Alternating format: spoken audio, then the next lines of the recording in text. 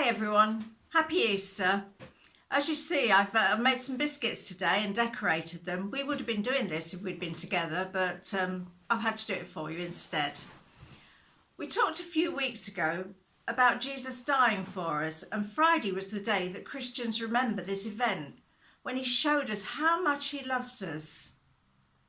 His friends were very sad after he died, and on the day after the Sabbath, Mary and some of the other ladies went to the tomb with some spices to anoint his body.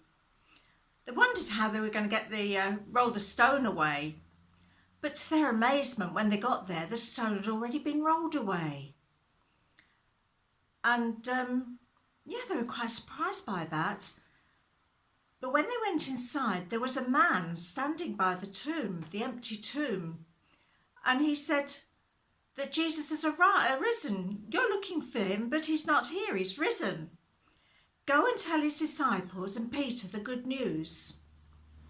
So off they went. I want to tell you about two other of his friends. Later that day, two other friends of Jesus left Jerusalem to walk home to Emmaus. As Cleopas and his wife trudged along, they kept going over the sad events of the past few days. They scarcely noticed when a stranger drew level with them.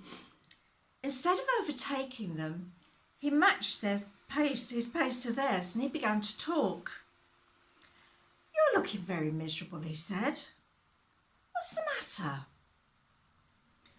"You mean you haven't heard?" Cleopas answered. "You must be the only person around here who doesn't know what's been happening here.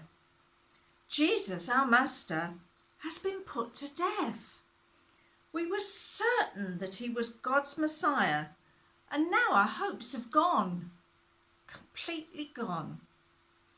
The stranger laughed gently. "You've made a big mistake," he said.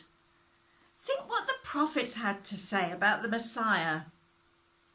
Isaiah compared him to an innocent lamb being led to the slaughterhouse. The Messiah had to die, not for a crime that he'd committed, but for the sins of other people, in order to bring them peace and forgiveness from God." The journey flew by as the stranger went from one Old Testament writing to another, explaining that it was God's plan that the Messiah should first die and then rise from the death, because he had conquered evil.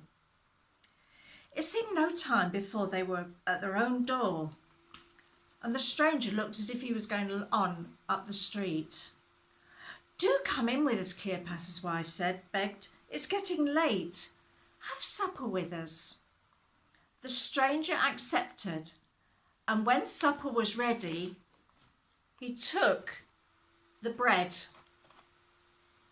and after saying a prayer and thanking God for it, he broke it and he shared it with them. They recognised the familiar way that he did it all. The stranger was Jesus, alive. They turned to him, but he'd gone. "No wonder our hearts grew warm when he talked to us," Cleopas said. "We must go straight back to the others, to Jerusalem, and tell them." But when they arrived, the 11 greeted them with the news, "Jesus is alive!" And as they all talked excitedly together, Jesus himself joined them. He shared their meal and explained to them all the wonderful things that he'd told the two on the Emmaus road.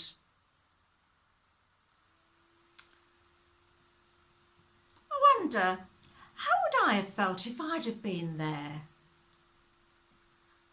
I wonder why Peter was mentioned especially in that message. Would I have recognised Jesus? These are some of the things that we can think about this week. When you've thought about them, you can talk to your parents. Stay safe. Look forward to seeing you next week. Be blessed. Bye.